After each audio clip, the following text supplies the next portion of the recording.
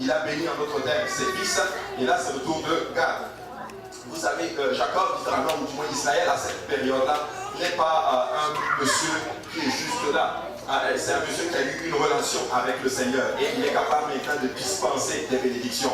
Vous savez, cela ne vient pas tout simplement comme ça. Ça vient avec une relation profonde avec le Seigneur. Et pour être capable de dispenser les bénédictions, bénir quelqu'un ou prier pour quelqu'un, qu'il faut que Dieu agisse, il faut littéralement avoir une relation intense avec le Seigneur. Et là, Jacob est à son lit de mort et il est en train vraiment de bénir ses enfants. Et aujourd'hui, nous allons parler de l'un de ses fils qui est Gad. Et Gad est le premier fils littéralement de Zilpa. Amen. Qui est la servante de Léa, c'est-à-dire il est le 7e dans l'ordre des naissances, littéralement. Donc les servantes ont aussi eu des enfants, amen. Et lors de la naissance de Gad, littéralement, Padam Aram, littéralement, Léa va s'exclamer de cette façon-là, avec bonne fortune, littéralement.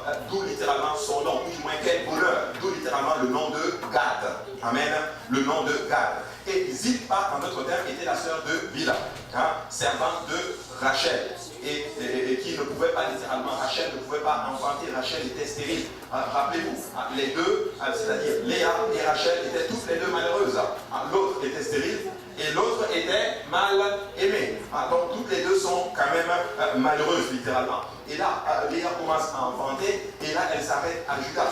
Mais là, Rachel voit qu'elle est stérile, la Bible dit littéralement qu'elle prend sa servante, elle donne à Jacob. Et Jacob va vers elle, ils ont un enfant.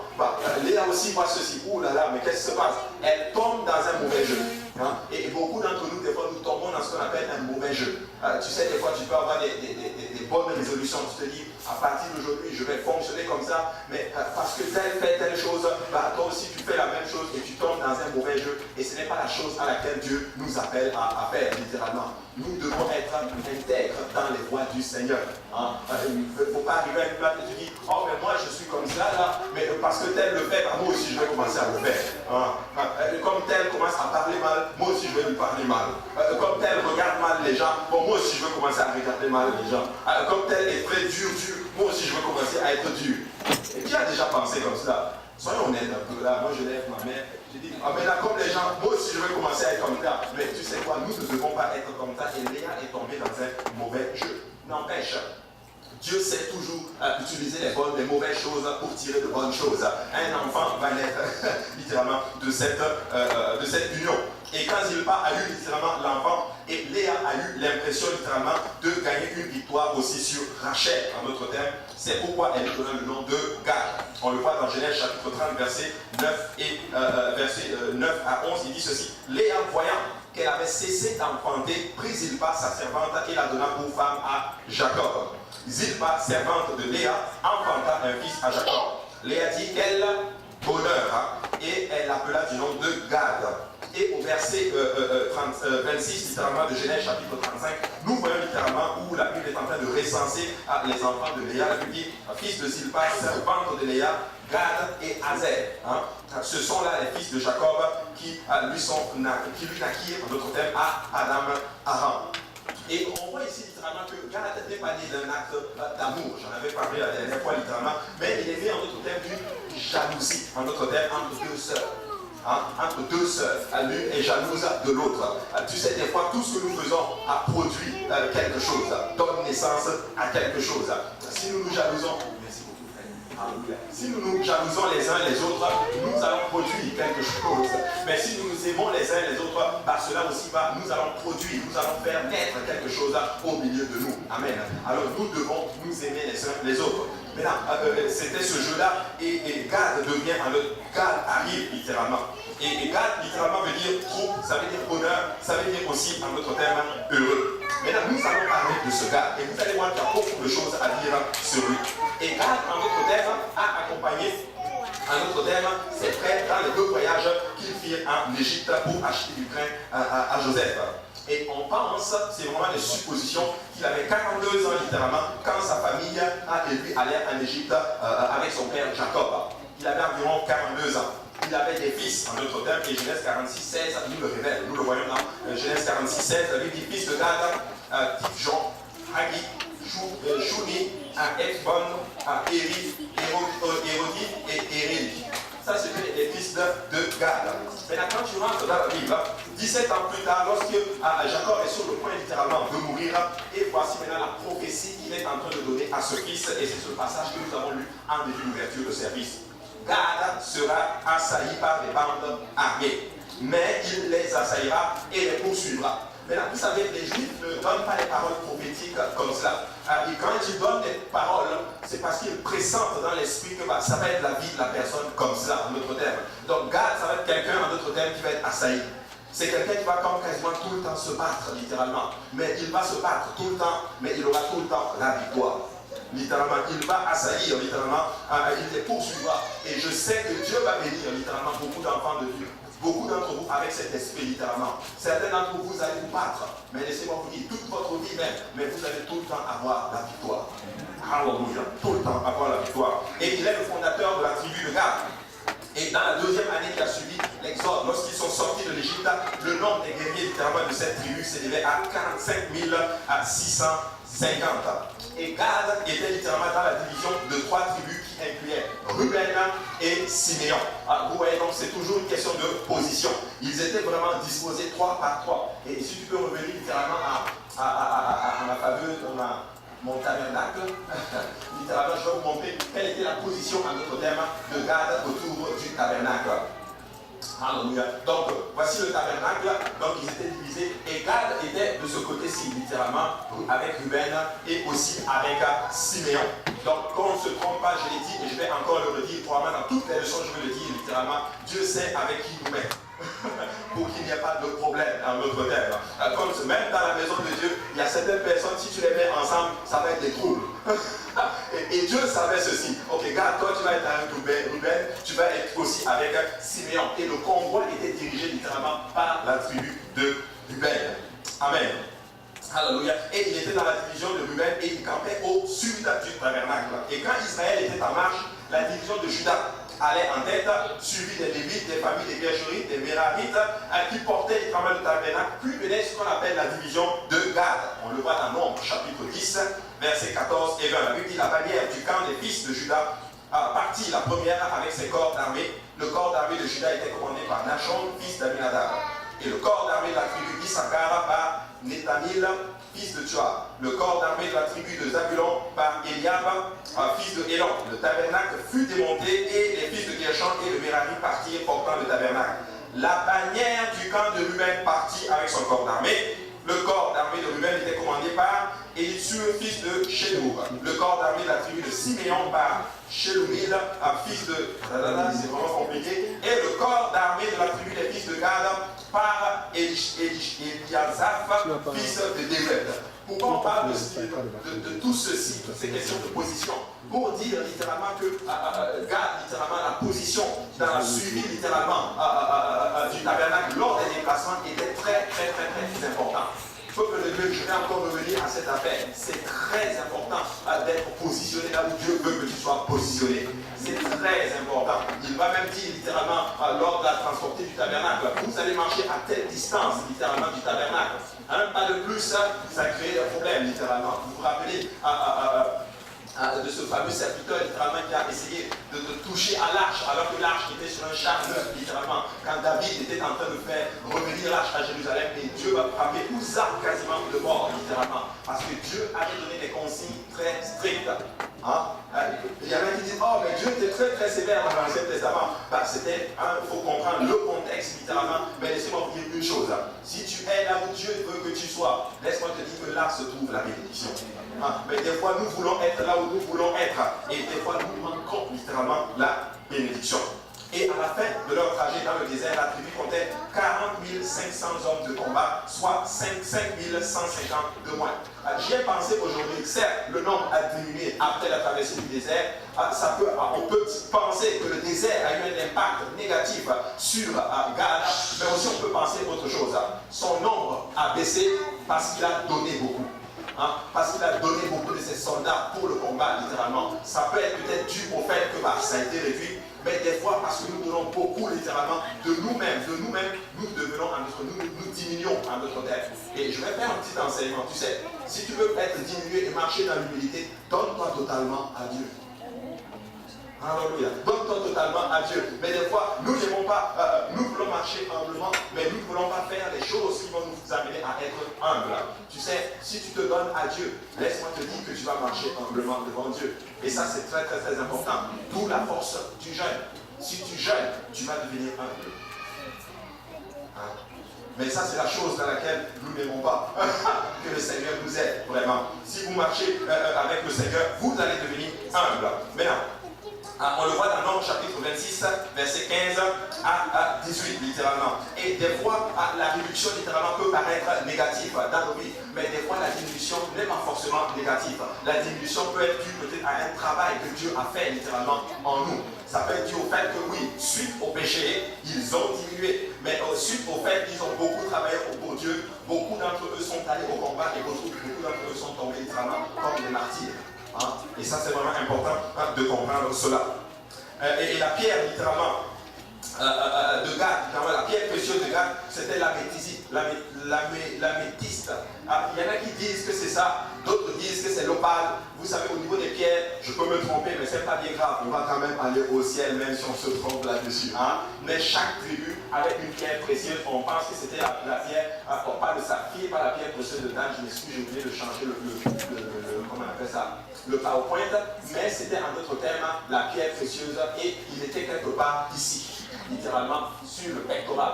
Mais comme je vous dis, c'est vraiment. Il y a divergentes d'opinions. Il y en a qui disent qu'il était de l'autre côté. Mais une chose est sûre, il était sur le pectoral littéralement du sacrificateur quand le sacrificateur se déplaçait. Amen. Très, très, très important. Et il y a certaines choses, je ne peux pas prendre le risque. Je peux me tromper, mais je vais quand même aller au ciel. Hein? Alléluia. Et le Seigneur est vraiment bon. Et les hommes de la tribu de Gad, littéralement, c'était des éleveurs. Mais il avait comme symbole une tente. Gad avait une symbole comme tente. D'autres disent que c'était une troupe, littéralement, qui représente un campement militaire. Et pourquoi on parle de cela? Parce que Gad est un soldat. Gad est quelqu'un qui se bat tout le temps. Gad, c'est quelqu'un qui se tient ferme. Gad est dans une position où il est tout le temps assailli par des ennemis. Mais il est aussi littéralement à une place, il a un esprit de combattant. Je suis là pour dire aujourd'hui à un enfant de Dieu, tu dois avoir cet esprit de combattant. Tu dois te tenir ferme pour ta promesse. Amen. Tu dois arriver à une place où tu dis, peu importe ce qui arrive, je vais me tenir ferme pour ma relation avec le Seigneur. Je ne vais pas permettre à n'importe quoi, littéralement, de venir prendre ce que Dieu a en réserve pour moi. Et je suis là pour vous dire que Dieu a en réserve de grandes choses pour nous. Nous allons voir de grandes choses, mais nous devons nous tenir. Nous devons avoir littéralement comme symbole un campement militaire, littéralement. Une tente, littéralement, comme un campement. Amen. Et Gad n'a jamais eu de territoire dans la terre promise. Il a eu son territoire littéralement de l'autre côté, du Jourdain. Pourquoi? Parce que quand ils sont arrivés à l'entrée littéralement de la terre promise, Gad est resté. Et Gad a dit maintenant, Gad, Ruben et la tribu de Manassé, ils sont allés voir Moïse. Ils ont dit, Moïse, nous on veut rester ici. Nous ne voulons pas rentrer dans la terre promise. Pourquoi? Parce que c'était des éleveurs et ils avaient aussi beaucoup de troupeaux. En d'autres termes, ils ont focalisé littéralement leur territoire en fonction des troupeaux qu'ils avaient. Ils ont dit non, nous ne voulons pas entrer dans la terre promise. Amen. Et là, c'est choquant. Et jusqu'à là, je vais être honnête avec vous. Moi-même, je me pose la question. Tu peux faire un clic? Voilà. Vous voyez le rond ici? Le rond, ça c'était la tribu de Gad. Et le Jourdain était quelque part ici. Et ça, c'est la terre promise. Mais arrivé ici, littéralement, eux, ils ont dit non, nous ne voulons pas aller ici. Nous voulons rester ici. Et là, ils vont aller voir Moïse. Moïse, nous ne voulons pas aller ici. Nous voulons rester ici. Ça fait un peu penser à ceux dans d'autres thèmes qui viennent dire, pasteur, laisse-moi dans mon péché. Ne m'amène pas à tel niveau. Je vais tout donner. Je vais même donner l'argent. Je vais donner les dîmes. Je vais donner tout. Mais laisse-moi dans mon péché. Laisse-moi te dire quelque chose littéralement. Oui, c'est important que tu donnes tes finances. Mais il est temps pour toi d'avancer là où la présence de Dieu se trouve. Ne reste pas là où toi tu sens que c'est bon. Mais avance vers littéralement là où Dieu veut que tu sois. Et beaucoup de personnes sont comme cela. Pasteur va prêcher. Et ils sont contents. Alors, yes, pasteur, tu as prêché. Mais quand le pasteur commence à mettre le doigt dans laquelle ils sont littéralement, ils vont commencer à dire, oh là, pasteur, là, tu commences à t'intéresser à des choses qui ne te regardent pas. Mais pasteur t'aime tellement littéralement pour te dire la vérité parce qu'il veut que tu sois sauvé. Alléluia. Et j'ai vraiment même envie d'aller un jour voir mon pasteur et lui dire, pasteur, si un jour tu vois quelque chose de pas bien dans ma vie, please, aide-moi assez pour me dire, fils, tu n'es pas dans les bons chemins, tu dois changer. Mais aujourd'hui, quand le pasteur dit ça c'est pas bon, oh, on fâche contre le pasteur. Mais pourquoi moi il me parle comme ça? Mais le pasteur aime tellement qu'il veut que tu entres dans la terre promise. Il veut que tu ailles dans la nouvelle Jérusalem. Et laissez-moi vous dire une chose. Moi je vais tellement vous prêcher littéralement. Je vais maintenant derrière tellement vous, je vais vous parler de la parole de Dieu jusqu'à ce que vous allez juste être damnés et vous allez juste obéir à Dieu et vous allez être sauvés. Amen. Tu peux dire amen à cela. Amen. Gloire à Dieu. Maintenant, regardez ce que la Bible dit. Donc, c'était vraiment des éleveurs, des bergers. Genèse 46, 31, la Bible dit Joseph dit à ses frères et à la famille de son père, je vais avertir Pharaon et je lui dirai mes frères et la famille de mon père qui étaient au pays de Canaan sont arrivés auprès de moi. Ces hommes sont bergers car ils étaient troupeaux. Ils ont amené leurs brebis et leurs bœufs et tout ce qui leur appartenait. Ce sont des éleveurs, littéralement. Et c'est ce que Joseph a dit littéralement à Pharaon pour qu'il puisse rester dans la région de Goshen. Et ça, c'était la région la plus fertile et pour les enfants d'Israël en Égypte. Donc, ils ont demandé littéralement un territoire en fonction littéralement des biens qu'ils avaient. Et nous ne devons pas fonctionner comme ça. Il ne faut pas avoir une place où tu regardes littéralement ta position en fonction de tes intérêts.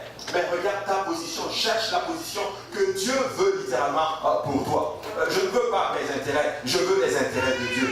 Et quand tu écoute, la vraie bénédiction, c'est ça qui vient de Dieu. La vraie bénédiction, c'est quand tu obéis au Seigneur. Écoutez, qu'on ne se trompe pas, j'ai écouté une prédication aujourd'hui, et le prédicateur a dit quelque chose de très particulier. Il a dit certaines choses nous arrivent littéralement. Ce n'est pas parce que ce n'est pas forcément le diable qui est responsable de tout ceci. Je m'excuse, ce n'est pas forcément le diable qui est la raison du fait que ton enfant est malade. Ce n'est même pas le diable qui fait que tu as des maux de tête. Ce n'est pas le diable qui fait que tu as des problèmes de dette. Ce n'est pas le diable qui fait que tu es dans telle ou telle situation. Mais des fois, c'est un problème. Et la plupart des problèmes arrivent à cause des mauvais choix que nous faisons. Et la plupart des problèmes arrivent à cause de notre désobéissance à Dieu. Mais je suis là pour appeler encore le peuple de Dieu à marcher dans l'obéissance au Seigneur et à faire les bons choix conformément à la parole de Dieu. Oui, ils ont fait ce choix-là. Mais laissez-moi vous dire que étant quasiment, oui, ils étaient 3 de l'autre côté du Jourdain, mais ils étaient moins. Ils étaient 3, mais il y avait 12 tribus quasiment littéralement de l'autre côté du Jourdain. Pourquoi ne pas être ce qui me frappe encore littéralement, c'est que le tabernacle était à Shiloh. Le tabernacle où la présence de Dieu se manifestait littéralement était de l'autre côté du Jourdain, mais eux ils ont choisi de rester de l'autre côté. Je ne veux pas être là où j'ai envie d'être, je veux être là où la présence de Dieu se trouve. Amen. Alléluia, extraordinaire. Ils sont devenus, et Moïse attribuant cette région de Gad à Ruben et la moitié de la tribu de Manassé, qui possédait littéralement aussi beaucoup de bétail. À condition, que quelqu'un dise à condition.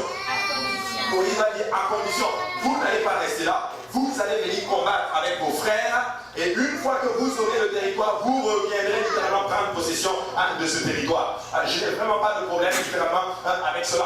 Mais il y a quelque chose que je veux vous enseigner, c'est ceci. Moïse n'a pas dit non. Moïse n'a pas dit non.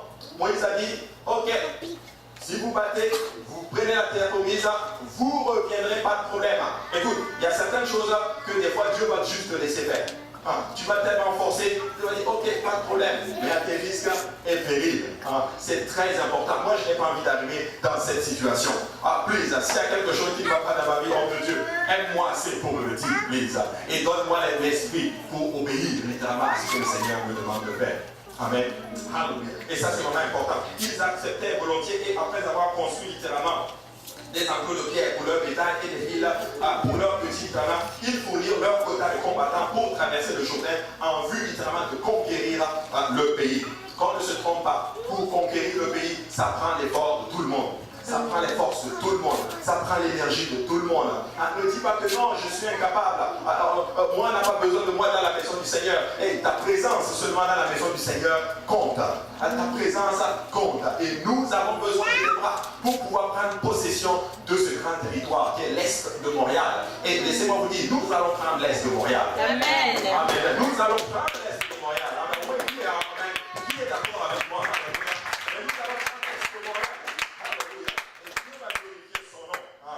Regardez,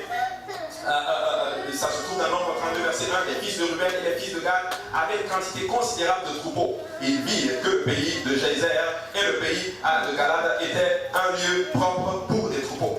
Alors les fils de Gad et les fils de Ruben vinrent auprès de Moïse, du sacrificateur Éléazar et des princes de l'assemblée, et ils leur dirent, Atorov, etc., je saute vraiment les noms là, ce pays que l'Éternel a frappé devant l'Éternel des armées, l'Éternel devant l'assemblée d'Israël est un lieu propre pour des troupeaux. Et des serviteurs ont des troupeaux. Ils ajoutèrent, si nous avons trouvé, grâce à tes yeux, que la possession de ce pays soit accordée à tes serviteurs et ne nous fait point monter ne nous fait point passer le Jourdain. Au verset Josué chapitre 13, verset 24 dit ceci, Moïse avait donné à la tribu de Gad, aux fils de Gad, une part selon leur famille. Donc c'était ça leur possession en d'autres termes. Maintenant, le territoire de Gad, littéralement, avait été un territoire qui avait été occupé par les Amorites, que les Israélites avaient vaincu sous la direction de Moïse. Donc oui, c'était un territoire qui appartenait à l'ennemi avant, mais moi je pense que le mieux, littéralement, c'était d'être dans la terre promise. C'était d'être dans ce pays où coule le lait et le miel. Ce pays que l'Éternel avait promis, littéralement. Je ne sais pas pour vous, mais moi, si Dieu me promet quelque chose, je la veux. Amen. Mais oui, je veux que Dieu me promette. Dieu m'a fait des promesses, littéralement. Je veux que Dieu qu'il accomplisse toutes ces promesses qu'il m'a faites. Et laissez-moi vous dire, il va les accomplir. Amen. Et après la conquête, littéralement, du pays, Josué donna aux Gadites une part du butin et il les renvoya chez eux. Ok, parfait. Ils sont venus littéralement, ça se trouve dans Josué chapitre 22. Et ça, c'est fort comme histoire. Si vous pouvez lire le chapitre, c'est vraiment extraordinaire ce qui se passe là. Ils sont revenus littéralement, après avoir pris la terre promise. Josué va convoquer toutes les tribus à Shiloh. C'est là qu'était le tabernacle. Il va faire une conférence avec eux. C'était la conférence générale. On va dire que c'était la conférence francophone. Il les a accueillis là-bas et tout le monde est content. Alléluia, le Seigneur est bon. Et il va leur dire, ok, voici ce que le Seigneur a fait pour nous. Il nous a promis la terre promise. Maintenant, nous sommes dans la terre promise. Maintenant, vous allez faire ce pacte, toute cette alliance. Vous n'allez pas servir un autre Dieu que l'Éternel des armées. Ça, c'était cela, l'alliance. Ben, maintenant, Gad, Manassé et Ruben, vous pouvez retourner chez eux. Ils retournent chez eux. Et quand ils arrivent, littéralement, avant de rentrer chez eux, la Bible dit qu'ils vont faire, ils vont bâtir un hôtel. Et cet hôtel, littéralement, ils vont la bâtir, il était tellement visible que tout le monde voyait cela. Et quand ils ont bâti cet hôtel, les autres tribus ont vu, ils ont dit, wow, mais qu'est-ce qui se passe? Gad, Ruben et Manassé, ils sont tombés dans l'idolâtrie. Ils ont bâti un hôtel, littéralement, alors que Josué nous avait dit, non, ne bâtissez pas, ne faites rien, adorez seulement le Seigneur. Boum, ils vont se mettre ensemble pour aller combattre Gad, leur frère de l'autre côté du Jourdain. Ils arrivent, mais qu'est-ce que vous avez fait, Gad? Mais nous n'avons rien fait, nous avons juste bâti un hôtel. Et l'hôtel qu'ils ont bâti, ils vont l'appeler Aide ou Oud, qui veut dire un témoin. Et Gad va dire ceci, et Ruben va dire ceci. Nous avons bâti cet hôtel littéralement. Ce n'était pas pour offrir des offrandes, pour offrir des holocaustes, mais nous avons bâti cet hôtel comme témoin entre vous et nous, que nous servirons simplement l'Éternel des armées. Je n'ai aucun problème avec ceci, mais quand je sors de la Bible, l'hôtel c'est pour donner des holocaustes à Dieu. L'autel, c'est pour donner des sacrifices à Dieu. Le témoin, c'est le Saint-Esprit. La Bible dit, vous recevrez le Saint-Esprit, littéralement, la puissance. Le Saint-Esprit survenant sur vous. À ce moment-là, vous serez des témoins. Voici ce que je veux dire à quelqu'un. Tu veux montrer à quelqu'un que tu es un témoin de Jésus-Christ. Vis totalement pour le Seigneur, littéralement. Vis totalement pour le Seigneur. Ne fais pas de compromis avec ta marche. N'essaie même pas de bâtir quelque chose que les autres font, littéralement, pour montrer que toi tu sers Dieu. Se bâtir cet hôtel. Oui, ils ont laissé faire, mais ça avait l'apparence, en d'autres termes, du mal. Voilà pourquoi la Bible dit, fouillez l'apparence du mal. Fouillez l'apparence du mal. Maintenant, certains le traduisent, certains enseignent, disent, oh, c'est pas si pire, c'était un témoin. Ok, pas de problème, mais je pense qu'un hôtel qu'on bâtit, c'est pour offrir des sacrifices au Seigneur. Amen. Et tout ceci s'harmonisait littéralement parce qu'ils arrivent littéralement de l'autre côté du Jourdain. Ils sont peu nombreux, ils sont alors vulnérables à leurs ennemis. Voilà pourquoi leur père, leur aïeul avait déclaré ceci. Gad sera assailli par des bandes armées. Il est dans une situation où il est assailli. Tu sais, des fois, certains problèmes t'arrivent parce que tu t'es mis dans la position et dans la situation pour que ça t'arrive. Amen. Aussi simple que cela. Tu es dans une position littéralement où tu es vulnérable, où les ennemis sont autour de toi. Oui, tu as reçu cette onction de vaincre l'ennemi. Mais laissez-moi vous dire, oui, je dois me battre. Mais pourquoi je ne me mettrai pas dans une situation où je n'ai pas à me battre? S'il était avec ses frères, avec les 10 autres, de l'autre côté du Jourdain, dans la présence du Seigneur, il ne serait pas le même place où il se battait tout le temps. Tu sais, des fois, la bataille, oui, tu gagnes, mais des fois dans la bataille, tu perds aussi. Tu perds des hommes, tu perds littéralement ta confiance. Voilà pourquoi la Bible dit que quand les enfants d'Israël sont sortis de l'Égypte, Dieu ne les a pas fait passer, il les a fait faire un grand détour. Il ne les a pas fait passer par le chemin des Philistins. Pourquoi? Parce qu'ils pourraient justement battre, faire la guerre et leur foi pourrait tomber et ils pourraient retourner en d'autres termes en arrière. Dieu des fois va te faire faire un grand détour parce qu'il y a certains combats que tu n'as pas amenés et certains d'entre vous embarquez dans les combats que tu n'es même pas obligé de combattre. Juste serve le Seigneur, sois juste dans la présence de Dieu, sois juste dans la maison du Seigneur littéralement et Dieu va faire tomber tes ennemis. Je ne sais pas pour vous, mais pour moi le combat spirituel c'est vivre totalement pour le Seigneur. Je ne dis pas, il y en a qui tapent les murs, quand ils tapent les murs, Satan, je te dis, ils passent tout leur temps à lier Satan. Mais laisse-moi te dire que ton pire ennemi n'est pas Satan, ton pire ennemi c'est ta chair. Mais tu peux reprimer ta chair comme tu veux, ta chair ne va pas partir. Amen. Mais c'est ton pire ennemi pourtant. Hey, vis juste pour Dieu. Reste dans la présence du Seigneur. Arrête les affaires. Oh non, moi je veux faire ceci. Non, je suis fort dans le Saint-Esprit. Alléluia. Hey, il y a certaines choses, tu dois juste être dans la présence de Dieu. Tu dois juste être dans la maison du Seigneur. Tu dois juste te tenir tout simplement au bon endroit, au bon moment. Je ne dis pas qu'on ne va pas se battre. On va se battre. Mais tu sais, vaut mieux se battre avec 5 personnes que de se battre avec 2 personnes. Dans le bon esprit, bien sûr. 1 chasse 1000, 2 chasse 10 000, la Bible déclare. Mais ils ont choisi à cause de leur troupeau. Je ne comprends pas pourquoi les troupeaux peuvent être la cause de ton choix pour ta position dans le Seigneur. Alléluia. Alors, peuple de Dieu, ne rien oublie tes intérêts, mais regarde les intérêts de Dieu. Ça vaudrait mieux pour toi. Je sens que je suis en train de parler à quelqu'un. Quelqu'un est en train de vouloir faire des choix. Mais il y a des choix que tu vas faire, ça va juste te créer des problèmes, ça va juste te couler. Oui, peut-être tu vas te battre et tu vas gagner, mais tu vas aussi perdre littéralement. Économisons les énergies. Alléluia. Économisons les ennemis. Plutôt pas les ennemis, les énergies. Non, pas les ennemis. Les ennemis, ne les économisez pas. Alors, renversez-les. Alléluia. Amen.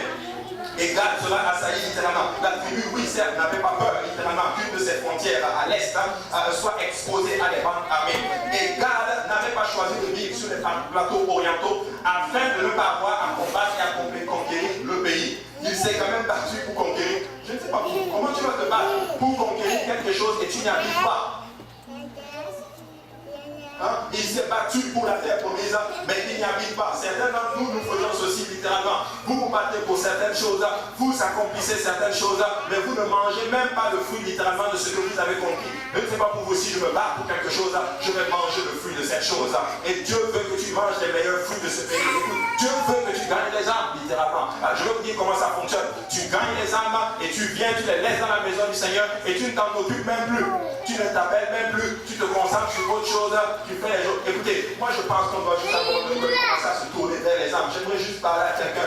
Prenons l'esprit du ministère. Le ministère, ce sont les âmes. Le ministère, c'est avoir les yeux fixés sur les âmes. Et beaucoup d'entre vous, littéralement, vous gagnez les âmes, littéralement, mais vous laissez ces âmes, littéralement, vous ne prenez même pas soin d'eux. Et vous, ayez l'esprit du ministère, je vous en prie. Que Dieu nous aide. Si tu te bats pour quelque chose, mange le fruit de cette chose. Occupe-toi de cette âme. Vois cette âme grandir. Vois cette âme s'impliquer dans la maison du Seigneur. Vois cette âme devenir un pilier de la maison du Seigneur. Et là, tu auras gagné l'âme. Amen. Et là, tu vas gagner l'âme. Je sais que je suis en train de parler à quelqu'un. Je sais que je ne prêche pas dans le désert. Je suis en train de parler. Je sais que ça ne tombe pas. Et ça ne devient rien, pas grave. Ça tombe dans les oreilles de quelqu'un, dans les oreilles de sourds. Et je sais que cette personne, ça va produire des fruits dans le cœur de cette personne. Alléluia. Maintenant, on peut le faire pour le Seigneur.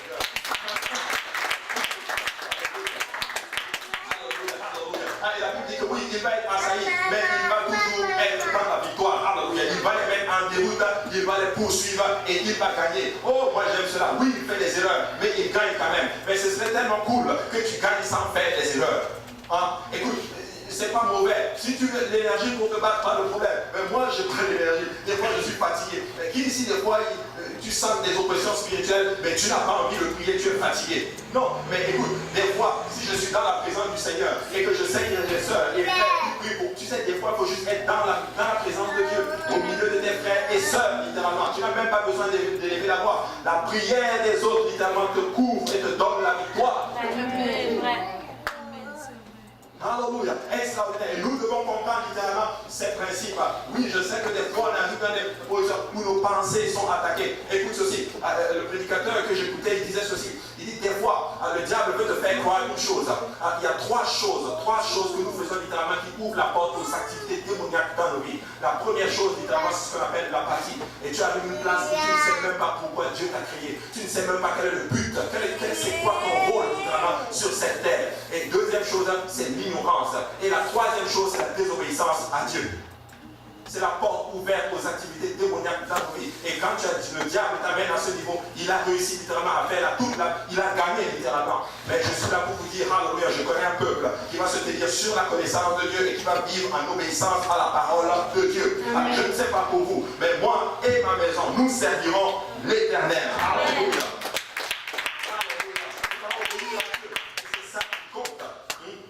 C'est ça qui compte, littéralement. Ramoth de Galade, c'était un territoire de la ville de Gad, justement. Ça a été une des villes de refuge désignées par Moïse. Oui, certes, ils étaient de l'autre côté, mais Moïse va quand même désigner une ville comme une ville de refuge. Vous savez, c'est quoi la ville de refuge?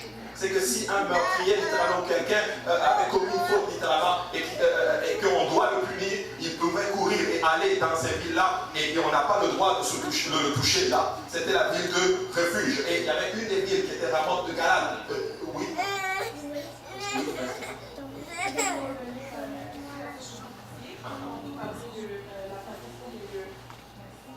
Donc, c'est pour revenir à ce que vous disiez quand vous parliez de l'apathie, qu'est-ce qu'on ne sait pas qu'est-ce qu'on veut que... Oui, je disais que des fois, le diable veut que tu arrives dans des positions où tu ne sais même pas quel est ton rôle, quel est ton but. Tu n'as aucune connaissance de qu'est-ce que Dieu veut et tu n'as aucune connaissance de qui est même Dieu. Et donc, vis-à-vis de notre relation avec le Seigneur. Quasiment. Vis-à-vis de notre relation totale avec le Seigneur. Absolument. Et ça, c'est très important, peuple de Dieu, de réaliser cela. Pourquoi Dieu m'a créé? Qu'est-ce que je fais sur cette terre? Pour bâtir une carrière? Gagner de l'argent?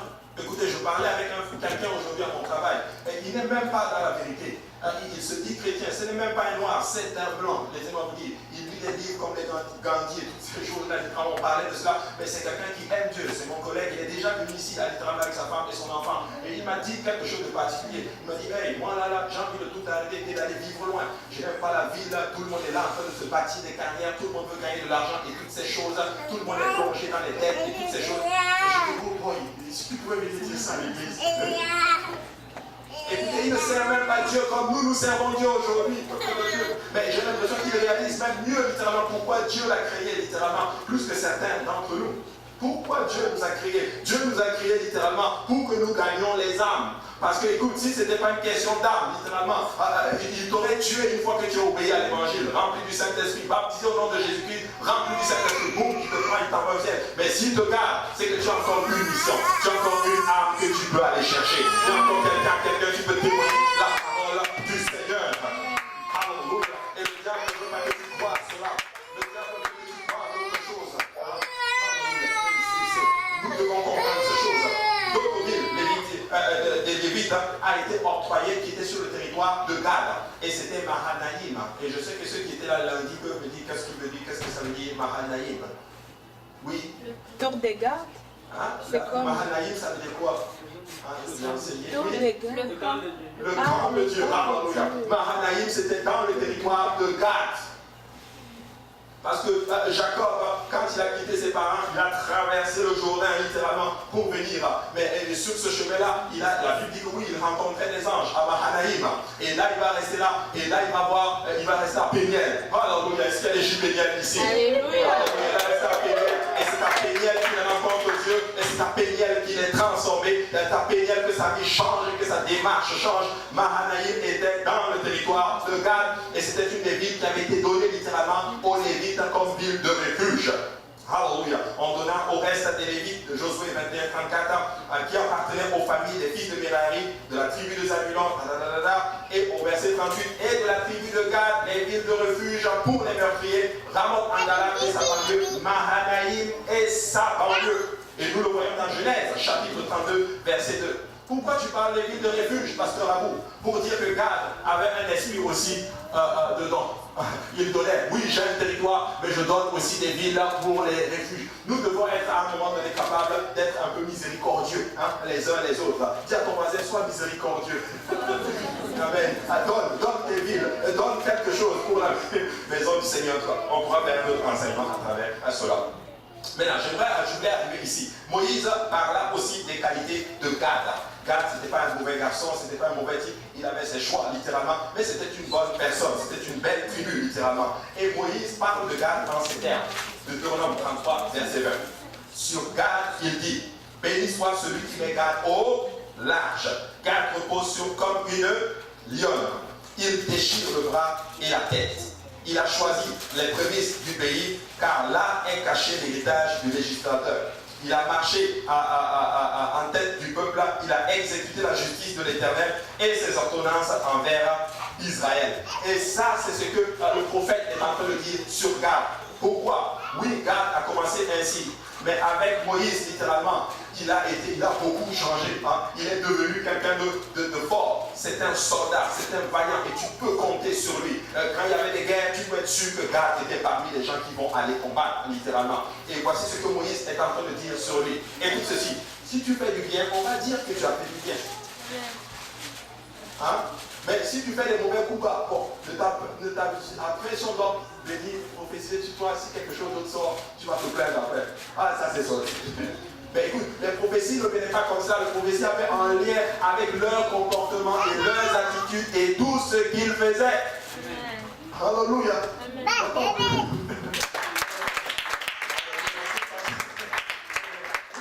Amen. Alors comportons-nous bien, car Dieu enregistre tout ce que nous faisons et Dieu va nous bénir. Donc Gad est donc vaillant, il est robuste littéralement. Et quand il est assailli, c'est lui qui finit par assaillir. Et c'est ce que vous êtes, peuple de Dieu. Le diable va avoir l'impression qu'il vous a eu, mais il ne vous a pas eu, c'est vous qui l'avez eu. Il pensait qu'il avait eu Jésus-Christ, la croix ne ressemblait pas à une victoire. Mais laisse-moi te dire que la croix, c'était la plus grosse victoire que l'humanité ait portée. Amen. La Bible dit que s'il l'aurait cru, jamais, s'il savait, jamais il n'aurait crucifié le Seigneur de gloire. Or, on l'a frappé, on l'a flagellé, on l'a mis à la croix. Ils étaient contents, probablement que l'enfer était dans la fête. Mais pendant que l'affaire est en fête, oui, quelqu'un était en train de descendre dans les enfers. Il marchait dans les enfers. Il va frapper les portes de l'enfer. Ouvrez les portes. Parce que vous pensez que vous m'avez mis à mort, mais je suis à jamais vivant. Donne-moi les clés, Satan. Alléluia. La fête s'est arrêtée là. La mort a été vaincue. Et nous sommes dans la victoire dans notre Seigneur Jésus-Christ. Alléluia. Le diable pense qu'il t'a eu, mais il ne t'a pas eu.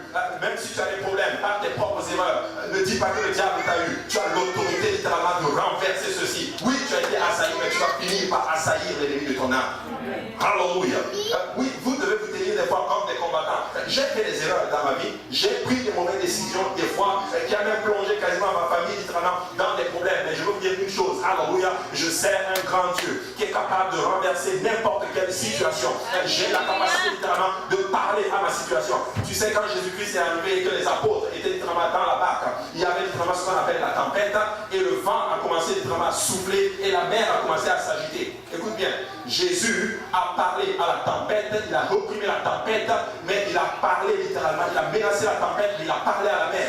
La tempête, il a dit calme-toi, mais à la mer, plutôt à la tempête, il a reprimé littéralement, tais-toi, et à la mer, calme-toi. Pourquoi? Moi je crois de tout mon cœur que cette tempête était d'origine démoniaque littéralement, parce que Satan est le prince des airs, c'est lui qui a fait littéralement cette tempête. Et les flots étaient en train de bouger, pourquoi? Parce que le vent, les flots bougeaient parce que c'était la conséquence du vent qui bougeait. Et Jésus va parler à la tempête littéralement, tais-toi. Écoute, des fois, tu dois parler à la bonne situation. Des fois, nous avons des problèmes et tu vas attaquer la mer, alors que c'est le vent que tu dois reprimer littéralement. Et écoute, si tu es dans des problèmes avec quelqu'un, ce n'est pas la personne, mais c'est l'esprit qui est derrière la personne que tu dois reprimer, mais tu dois faire la paix avec la mer et la paix avec les autres. Amen. Alléluia. Parle à la mer, calme-toi, mais au diable, réprime-le dans le nom de Alléluia. Et des fois, nous faisons le contraire. Nous voulons réprimer les gens. Et nous voulons dire, calme-toi, le vent et toutes ces choses-là. Et Satan te dit, ok, good, hallelujah, c'est là que je vais encore frapper. Mais quelqu'un doit juste se tenir comme une troupe. Alléluia. Pose ta tente de militaire. Tiens-toi la tête haute. Oui, j'ai fait des erreurs, mais il y a en moi l'Esprit de Dieu tout vivant. Alléluia. Et je ne vais pas tomber. Oui, je suis assailli, mais je vais finir par assaillir. Amen. Alléluia. Quelqu'un doit juste à un moment donné se lever et avoir un esprit un peu de combattant. Un esprit un peu de victoire à un moment donné. Parce qu'il n'y a pas de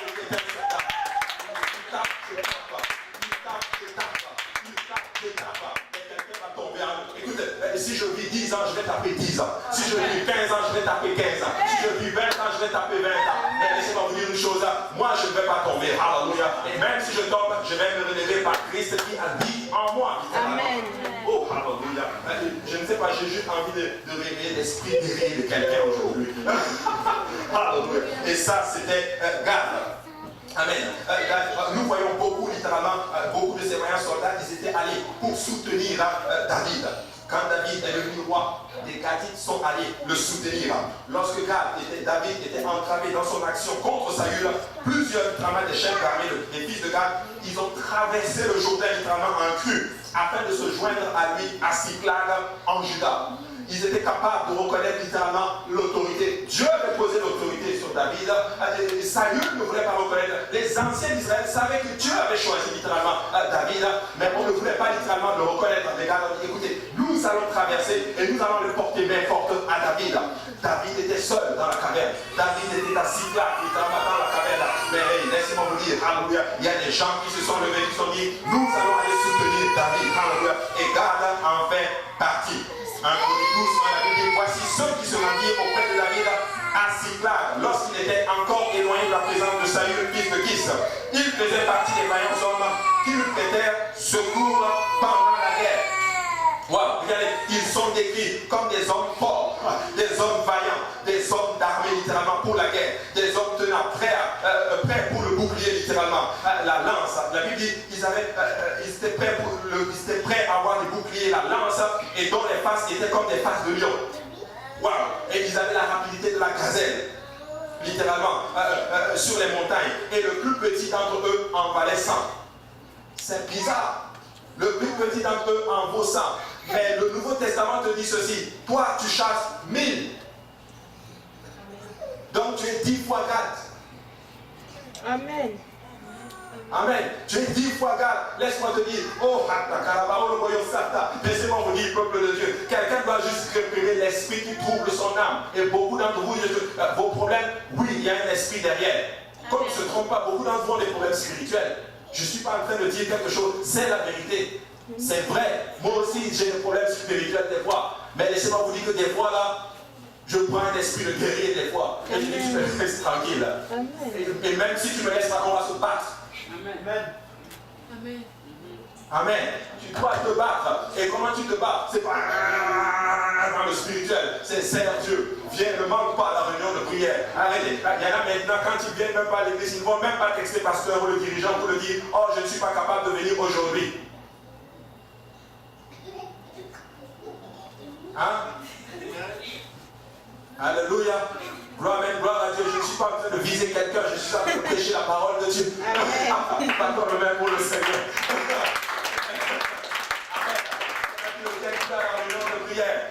Beaucoup d'entre eux, c'est non, il ne faut pas tomber, il faut se rester sur le front. Amen.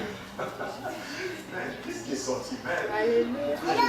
Je cours, je me vite à la maison. Je ne sais pas ce qui sort, Seigneur, aide-moi. Alléluia. Oui, ils sont allés à battre littéralement pour la rapidité. En Chronique 12, lui dit ceci. Parmi les Gadites, des hommes vaillants, partis et pour se rendre auprès de David dans la forteresse du désert, des soldats exercés à la guerre, armés du bouclier et de la lance, semblables à des lions et aussi prompts que des gazelles sur les montagnes. Je lis le reste, mais regardez au verset 14. C'était les fils de Gad, chefs d'armée. Un seul, le plus petit, pouvait attaquer à 100 hommes, le plus grand à 1000. Ça veut dire que ce que tu es, enfant de Dieu, tu es un grand Gadite. Amen. Tu es une grande personne de la tribu. Écoute, si Gad venait ici seulement, il va voir, oh man, ça c'était les patrons de notre tribu à l'époque. Parce que le plus grand des Gad valait 1000. Et toi, tu es capable de chasser 1000. Oh, écoutez, c'est pas un un chasse 1000, deux chasse 2000, un chasse 1000, deux chasse à 10 000. Amen.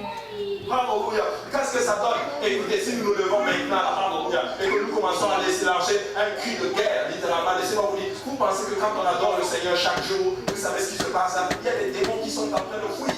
Amen. Ils ne sont pas contents alors que vous êtes dans la maison du Seigneur, alors que vous êtes en train d'adorer le Seigneur. Certains d'entre vous parliez en d'autres langues. Si vous ouvrez vos yeux spirituels et que vous voyez ces esprits qui sont en train de fuir et partir et crier parce que vous êtes en train de les combattre, vous allez juste dire, ok, je continue cette affaire de parler en d'autres langues. Hein? Alléluia. Wow. Voilà ceux qui passèrent littéralement le Jourdain au premier mois lorsqu'ils débordaient sur toutes ces rives et qui mirent en fuite tous les habitants de la vallée à l'orient et à l'occident.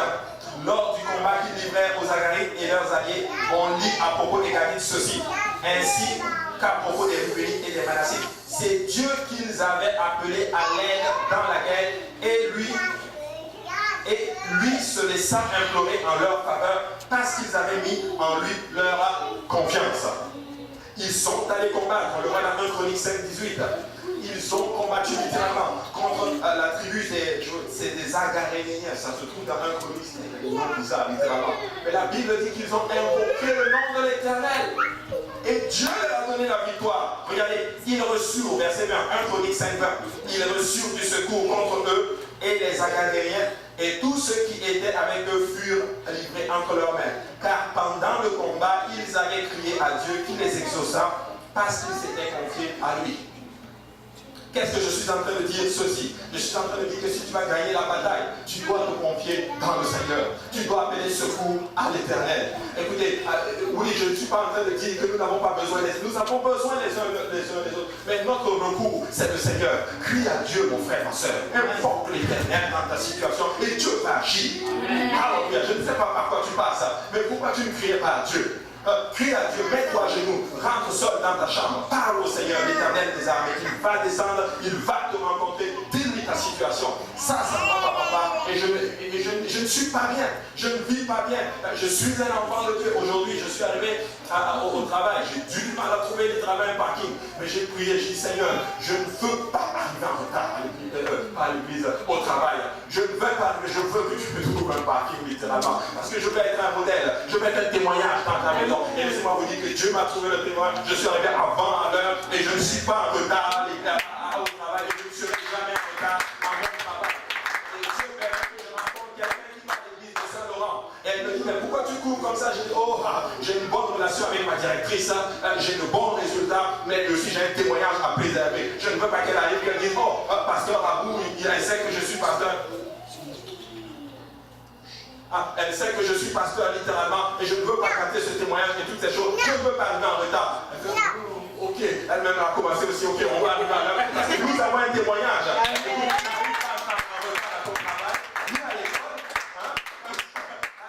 Mais écoute, parle à Dieu, car Dieu répond aux prières. Amen. Dieu répond vraiment aux prières.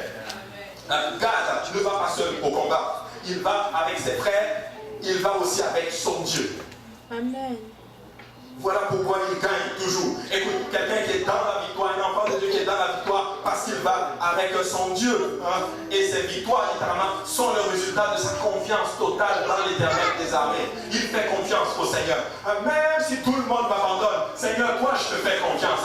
Toi, tu ne vas jamais m'abandonner. Mes parents peuvent m'abandonner. Ma mère même peut m'abandonner. Celle qui m'a mis dans son sein 9 mois, elle peut m'abandonner. Mais toi, Éternel des armées, tu ne vas jamais nous abandonner. Il ne va jamais... Écoute, Dieu n'oublie jamais son peuple. Alors pourquoi nous sommes des fois abattus, hein? Nous marchons des fois nous disant, oh c'est... Dieu ne va jamais t'abandonner. Le diable veut que tu crois que Dieu est l'auteur de ton problème. Il veut que tu crois que Dieu ne va rien faire pour toi. Et quand tu crois à cela, c'est fini pour toi. Mais je refuse de croire à cela. Même si ça ne va pas comme tu veux, laisse-moi te dire ceci. Dieu ne va jamais t'abandonner. Jamais. Alléluia. Jamais. Il ne va jamais nous abandonner. Il a sa confiance totale dans le Seigneur. Et Gad était aussi un des prophètes visionnaires de David, un des pasteurs de David, qui était de la tribu de Gad. Il s'appelait même Gad. Alors que David fuyait littéralement, Saül, David résistait dans ce qu'on appelle la caverne d'Adullam. C'était un lieu inaccessible, c'était une forteresse littéralement. Gad, le prophète, va combattre conseillé à David de quitter la forteresse. Écoutez ceci. Vous allez voir le point de l'enseignement aujourd'hui. 1 Samuel 22, 1 dit ceci. David partit de là et se sauva dans la caverne d'Adullam. Ses frères et toute la maison de son père la prirent et ils descendirent vers lui. Tous ceux qui se trouvaient dans la détresse, qui avaient des créanciers, ou qui étaient mécontents se rassemblèrent auprès de lui et il devenait leur chef. Ainsi se joignaient à lui environ 400 hommes. David a commencé avec des rejetons de la société. C'est ceux-là que personne ne voulait. C'est eux qui sont ennemis de David. C'est eux. David a dit, ok, pas de problème, venez. Et là, regardez ceci, c'est que la Bible dit, de là, David s'en alla à Mitzpé dans le pays de Moab. Il dit au roi de Moab, permets, je te prie, à mon père et à ma mère de se retirer chez vous jusqu'à ce que je sache ce que Dieu fera de moi. David fuyait Saül. Il fuyait son ennemi. David ne va pas aller quelque part. Il va aller chez les païens, chez les Moabites. Bon, quelque part, il retourne un peu chez lui. David est un Moabite. Oui, il est descendant de Ruth, un Moabite. Mais bon, mais il était un enfant de Dieu. Il retourne là, littéralement. Il reste là. Il le conduisit devant le Moab et ils demeurèrent là avec lui tout le temps que David fut dans la forteresse. Regardez ceci. Le prophète Gad dit à David, ne reste pas dans la forteresse, va-t'en et entre dans le pays de Juda. Oh, vous ne voyez pas encore où je suis en train d'arriver. Et David s'en alla et parvint à la forêt de Kéret. Vous ne voyez pas où je suis en train d'arriver. David est dans une forteresse. J'ai pris la définition d'une forteresse. Une forteresse est un lieu qui a été fortifié dans le but de résister à une éventuelle attaque de l'ennemi. C'est ça une forteresse. Pour David, c'était ça le lieu de sûreté. Mais le prophète arrive, alléluia, sort de cette prophète, va de cette forteresse, va à Juda. Hey, Juda, c'est la louange. La louange, c'est ça ta forteresse. Amen.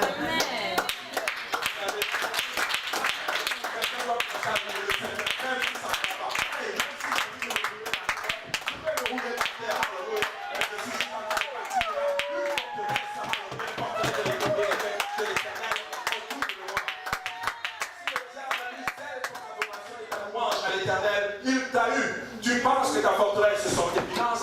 Tu penses que ta forteresse, ce sont les chiffres qui sont derrière le 1 ou le 2, les zéros qui sont derrière le 2 qui sont dans ton compte en banque. Tu penses que ta forteresse, c'est ta force physique. Tu penses que ta forteresse, c'est ta santé. Oh, mais non, ma forteresse, c'est le nom de l'Éternel. C'est quand je loue le nom de Jésus-Christ, alléluia, je suis protégé.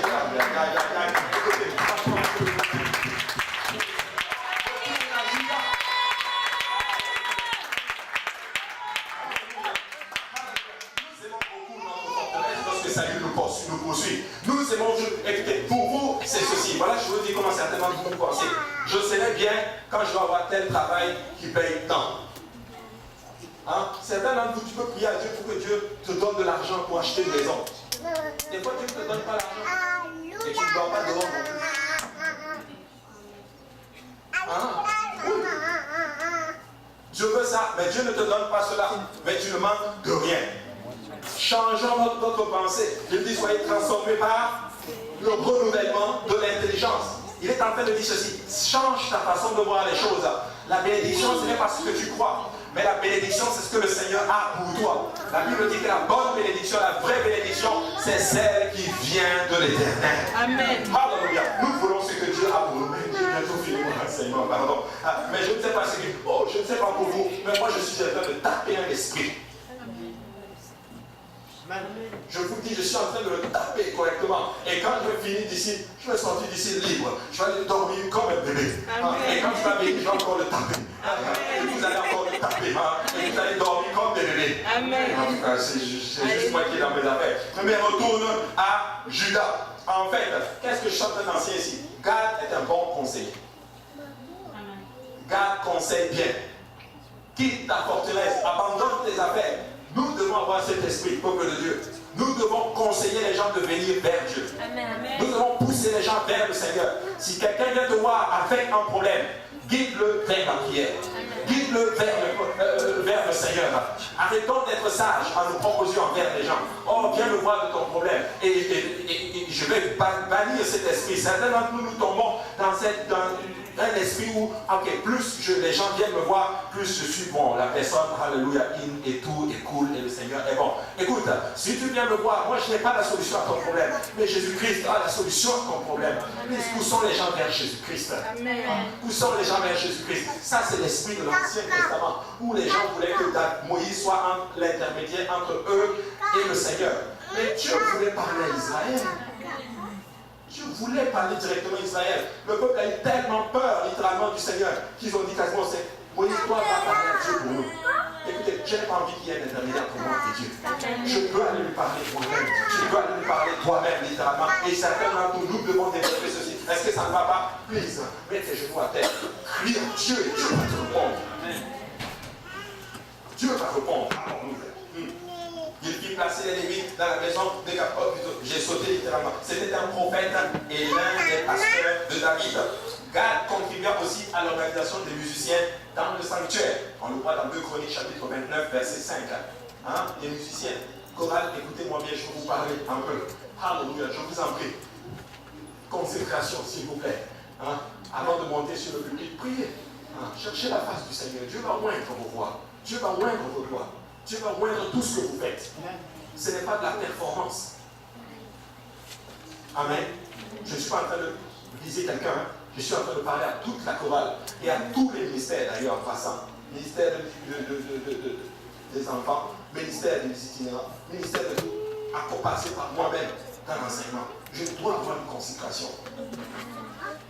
Je dois avoir une consécration, je dois être sérieux. Dieu aussi est avec moi, dans le sens où Dieu aussi est en train de me dire corrige. Je ne suis pas en train de prêcher à vous, je me parle aussi à moi-même. Mais si nous voulons faire l'œuvre du Seigneur, nous devons être consacrés. Hein? Nous devons arriver à l'œuvre. Je suis arrivé en retard, je fais mon meilleur culpa. Pardonne-moi, Seigneur. Mais nous, je dois arriver à l'œuvre. Et je dois être en train de prier et chercher la face du Seigneur. Même si tu n'es pas dans le ministère, tu dois être en train de prier et chercher la face du Seigneur. Parce que quand tu es connecté à l'Esprit, dès que l'adoration commence, l'Esprit du Seigneur te parle. Et ton cœur n'est pas dur à recevoir la parole du Seigneur. Hein? Que le Seigneur nous aide. Que le Seigneur nous aide. Nous sommes tous dans le même bateau et l'Esprit du Seigneur est en train de nous parler tous ensemble. C'est extraordinaire et c'est vraiment bon. Et j'ai bientôt terminé. On attribue également à Nathan plutôt et à Gad, le prophète, l'achèvement de 1 Samuel et 2 Samuel. Dans la Bible, 1 Samuel et 2 Samuel, la fin là, on pense que c'est eux. On n'a pas de certitude. J'ai regardé un livre de Alès qui est écrit comme ça, j'ai pris copier-coller, je vous le donne. Mais on peut se tromper, c'est pas bien grave quand même. Aller au ciel. Pour dire qu'ils avaient cette capacité aussi à enseigner. Développons ce temps. Ça, c'est mon cri de cœur. Que Dieu vous donne un esprit d'enseignement. Parce que dans les derniers jours, s'il y a un ministère littéralement qui va être très prisé, c'est le ministère de l'enseignement. Parce que la connaissance va augmenter. Et les gens cherchent la connaissance. Tout le monde dit qu'il sait. Écoutez, le peuple de Dieu doit enseigner. Et nous devons développer aussi ces facettes. Mais tu ne peux pas enseigner si tu ne lis pas la parole de Dieu. Si tu ne pries pas et tu ne t'es pas consacré et tu n'étudies pas. Nous devons lire la parole du Seigneur. À commencer ici par moi-même. Amen. Très, très, très important. Pendant la période des juges, Jephthé était un des juges, littéralement. Il était de la tribu de Gad. La Bible dit littéralement, regardez, Juge 11, 1 dit ceci, Jephthé le Galadite était un vaillant héros. Il était fils d'une femme prostituée. Et c'est Galad qui avait engendré Jephthé. La femme de Galad lui enfanta les fils qui devenus grands, chassèrent Jephthé et lui dirent, tu n'hériteras pas dans la maison de notre père car tu es fils d'une autre femme. Jephthé était de la tribu de Gad. Sa mère était une prostituée. Il a été chassé. Mais malgré cela, Dieu l'a utilisé à être un juge. Je suis là pour dire à quelqu'un, ça n'a rien à voir avec ton passé. Tu n'as pas choisi tes parents. Ce n'est pas parce que tes parents ont mal fait que toi tu dois mal faire. Ce n'est pas parce que tu viens de telle famille que Dieu ne peut pas t'utiliser. Hey, Dieu peut t'utiliser, peu importe ton origine, peu importe ton passé. Hein? J'ai vu des prédicateurs qui étaient plongés dans la drogue dans le temps, mais Dieu les a utilisés, ils prêchent la parole du Seigneur aujourd'hui. J'ai vu des gens qui étaient dans les religions, Dieu les a utilisés aujourd'hui. Alors ne regarde pas ton passé, ne viens pas me dire, pasteur Abou, je n'arrive pas à faire ceci parce que dans mon passé, parce que je vais te dire, Jephthé. Jephthé a été utilisé, il est devenu juge. Il a même jugé tout le peuple d'Israël. Dieu peut t'utiliser d'une façon extraordinaire et d'une façon puissante. Amen. Alléluia. Amen. Vous savez, cela n'a rien à voir littéralement, même avec nos capacités. J'ai dit à quelqu'un, quand Dieu t'appelle, il va t'équiper. Il va t'équiper. En passant, en général, quand Dieu appelle, en général, tu n'as même pas les capacités pour le faire. Il t'appelle et il t'équipe pour que tu saches que c'est lui qui t'équipe. Écoutez, si Dieu t'appelle à enseigner, prends-le avec beaucoup de joie. Étudie la parole du Seigneur. Laisse-toi utiliser. Tu vas enseigner la parole du Seigneur. S'il t'appelle à chanter, laisse-toi utiliser par le Seigneur. S'il t'appelle à devenir, à développer, à être un intercesseur, laisse-toi utiliser par le Seigneur. Il va juste t'équiper et tu vas faire le travail du Seigneur.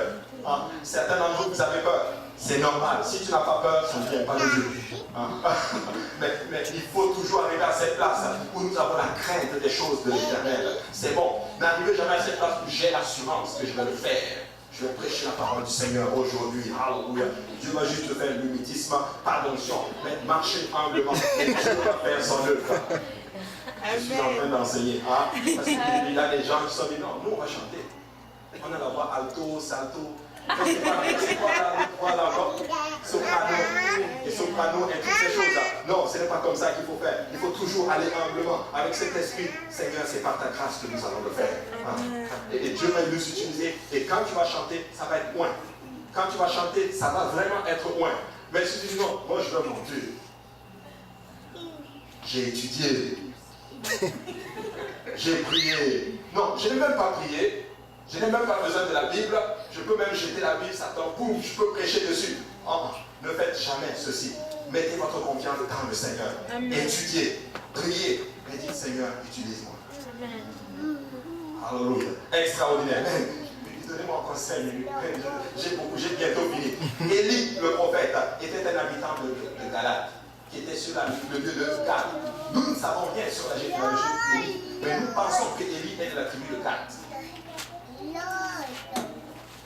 On pense, okay? On peut se tromper, on n'a rien. Pourquoi? Parce que Élie, la vie d'Élie, littéralement, a tout à voir avec la prophétie que leur père a donnée, que Moïse plutôt a donnée. Il est la prémisse, il va juger littéralement. Et Élie est celui littéralement qui a défié Akab et Jézabel. Il a jugé littéralement et il a délivré littéralement d'autres termes Israël de la domination des idoles. Ils étaient des païens, ils adoraient d'autres dieux littéralement. Il y avait même des divinités dans le temple. Mais Élie est arrivé et il a défié littéralement le Seigneur, plutôt Akab et Jézabel. Et Gad a suivi littéralement Jéroboam lorsque le royaume s'est scindé en deux. Gad a soutenu le royaume du nord littéralement et qui était conduit par Jéroboam. Mais là, ça c'est la vie en notre terme de Gad. Mais quand nous rentrons littéralement dans la prophétie d'Ézéchiel, on voit Gad littéralement aussi pendant le millénium. Il est là. C'est une bonne tribu, c'est un combattant, c'est un soldat, il est là. Et quand on va dans Apocalypse chapitre 7, il est aussi en d'autres termes là. Dieu va le restaurer. Il va prendre part au millénium, il va prendre part littéralement aussi à la nouvelle Jérusalem. Garde en d'autres termes est là. Mais c'est un esprit que le peuple de Dieu développe ce soir. Soyez des combattants. Hein? Battez-vous. Battez-vous. Soyez à une place. Je vais être honnête avec vous. Moi, je n'aime pas qu'on s'appuie sur mon sort. Je déteste ça. Mais oui, je n'aime pas ça. Non, je suis capable. Bon, je suis capable de vaincre l'ennemi de mon âme par Jésus-Christ. J'enseigne ce défi en même temps. Oui, nous sommes capables de Dieu. Nous sommes capables. Vous êtes capables de tenir pour le Seigneur. Certains d'entre vous pensez, vous dites, est-ce que je vais continuer cette marche? Est-ce que je vais y arriver? Oui, vous allez y arriver avec l'aide du Seigneur. Vous allez y arriver. Quand j'ai donné ma vie à Dieu, on va s'arrêter, terminons, on va se lever tous ensemble. Alléluia. Quand j'ai donné ma vie à Dieu, et nous allons nous réjouir avec le baptême de Guy. Alléluia. Alléluia. Vous savez, quand j'ai donné ma vie au Seigneur, on avait l'étude biblique chez le frère Apôtre. Et là, je suis allé un jour voir le pasteur. Je dis, pasteur, là, je suis content. Tout va bien. Je suis un homme heureux. Je suis en feu pour le Seigneur. Mais un temps viendra, probablement, je ne serai même pas en feu pour le Seigneur. Et puis, je pourrais disparaître. Et là, j'ai dit, j'ai peur de ce moment-là. Et il m'a dit quelque chose, et ça m'aide beaucoup aujourd'hui. Il m'a dit ceci, tu sais, si tu es fidèle à Dieu, Dieu va être fidèle à toi. Même si tu es infidèle, Dieu va être fidèle. Mais la clé, c'est la fidélité. Soyez fidèles. Soyez fidèles à Dieu. Et vous n'allez jamais l'abandonner. Amen. Alléluia. Battons nos mains pour le Seigneur.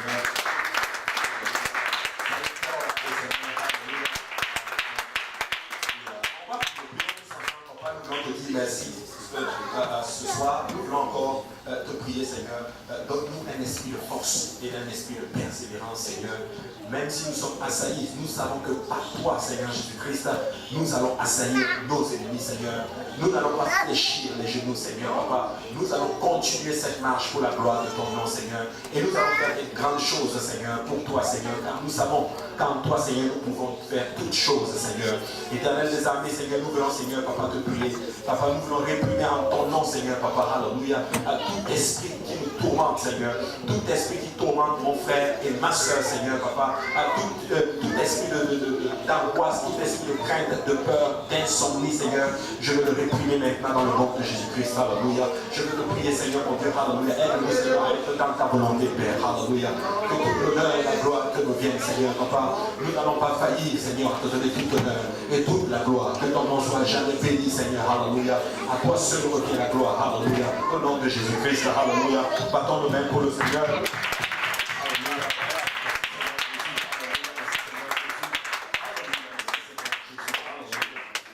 Que le Seigneur vous bénisse, alléluia. Et nous allons prier pour notre... on va aller justement et dans les autres batailles, je disais qu'il veut faire un petit peu dans l'eau, il va demander publiquement. Amen. Amen. Alléluia.